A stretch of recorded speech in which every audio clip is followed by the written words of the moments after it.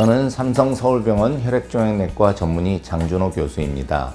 제 전문 분야는 재생불량빈혈, 혈소판 감소증 등 양성 혈액질환과 급성백혈병, 골수형성 이상 증후군 등의 악성 혈액질환을 보고 있습니다. 이러한 질환에 대한 치료로서 우리가 항암 화학요법 그리고 동종조혈모세포 이식술을 해서 환자를 완치시키는 게 지금 저의 목표입니다.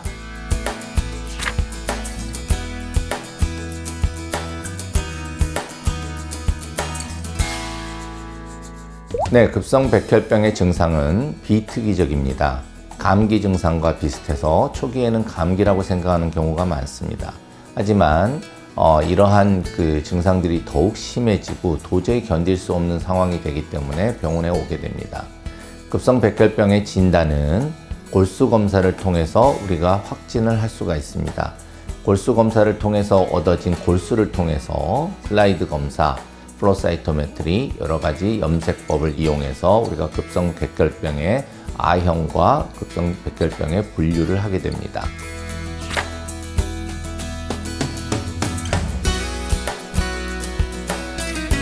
급성백혈병의 치료는 가장 중요한 것은 항암 화학요법과 예후를 따라서 동종조혈모세포 이식술을 시행하는 것이 치료의 근간입니다.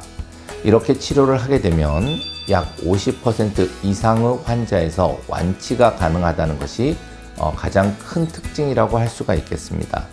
급성백혈병의 치료는 상당히 복잡하고 힘들지만 다른 악성 질환과는 달리 완치가 된다는 그리고 완치율이 높다는 것이 이 질환의 특징이라고 할 수 있겠습니다.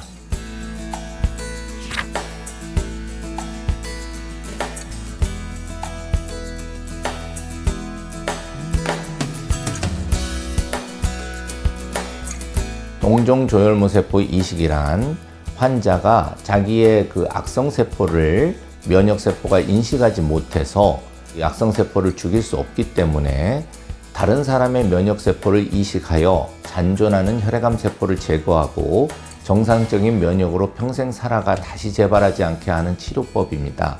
현재 우리나라에서는 70세 이전 환자에서 골수부전, 특히 재생불량빈혈이라든지 급성백혈병을 포함 혈액암 환자들에 있어서 시행되고 있습니다. 동종조혈모세포 이식술을 시행하면 약 50에서 60% 환자가 완치가 가능합니다.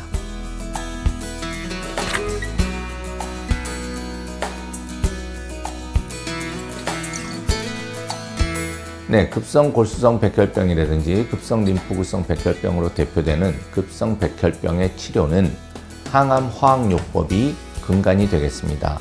항암 화학요법을 시행한 후에 예후에 따라 동종조혈모세포 이식술을 시행할 수 있습니다.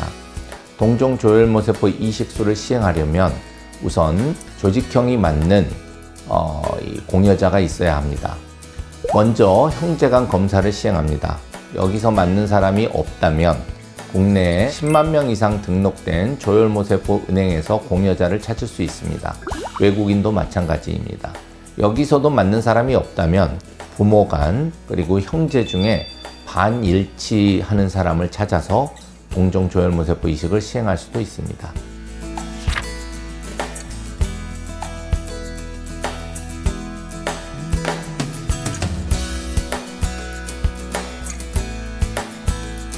급성백혈병에서 치료에 전체 걸리는 시간은 다음과 같습니다. 일단은 주요한 합병증이 없는 경우 모든 치료가 순조롭게 진행되는 경우에는 항암 화학요법과 동종조혈모세포 이식을 받고 본국으로 돌아갈 때까지 약 6개월 정도가 소요된다고 보시면 됩니다. 물론 합병증이 발생하는 경우에 이러한 시점이 더욱 느려질 수 있습니다. 하지만 동종조혈모세포 이식술이 잘 진행이 되고 특별한 합병증이 없다면 본국의 의사나 병원과 연결을 해서 그 다음 치료는 본국에서 시행받을 수 있기 때문에 약 6개월간 한국에 머무르면 될 것으로 판단이 됩니다.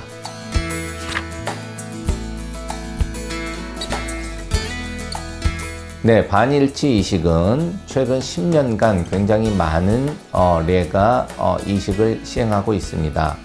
반일치 이식은 타인 간의 완전일치 이식과 성공률이나 완치율이 그닥 크게 차이가 나지 않습니다. 따라서 형제간에 맞는 사람이 있으면 가장 좋은 방법이고요. 형제간에 맞는 사람이 없다면 타인 간에 100% 맞는 사람, 그렇지 않다 그러면 우리가 반일치 이식을 적극적으로 시행해 볼 수 있겠습니다. 다시 한번 말씀드리지만 반일치 이식은 타인 간의 100% 이식과 성공률과 완치율에서 큰 차이가 없습니다.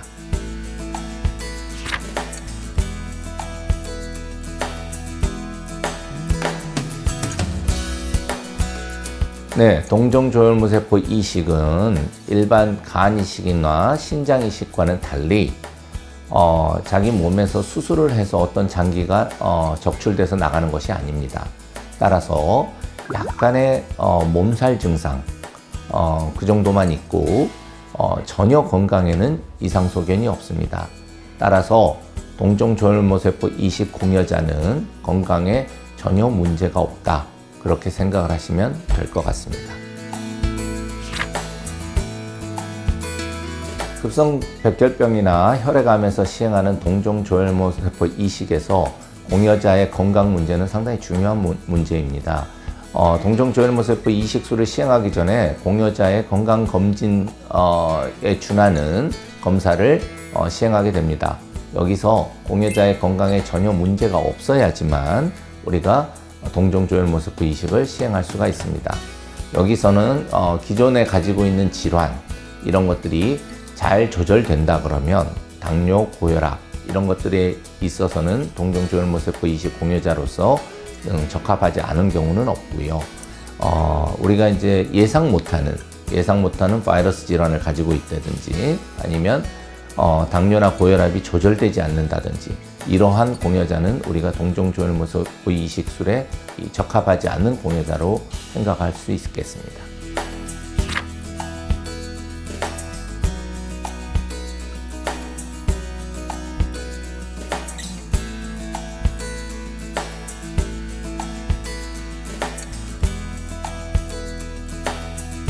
동종조혈모세포 이식술은 어느 병원에서 시행받더라도 비슷한 절차를 따릅니다. 하지만 가장 중요한 것은 경험과 환자가 합병증이 생겼을 때 그것을 대체할 수 있는 병원의 시스템이 제일 중요합니다. 여기에서 성공이 판가름된다고 볼 수 있습니다.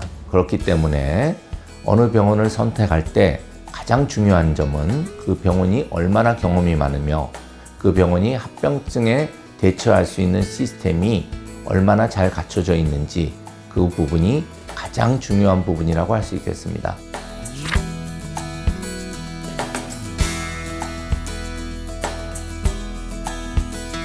저는 환자들을 보는 의사 중에서도 가장 중환이 많은 이 환자를 많이 봅니다. 매일 죽음의 문턱에서 고생하시는 환자들을 돌보게 됩니다. 저는 그런 환자들에게 희망을 주고 끝까지 병을 이겨내는 데 도움이 되는 의사로 하루하루를 사는 게 제가 환자를 대하는 자세입니다.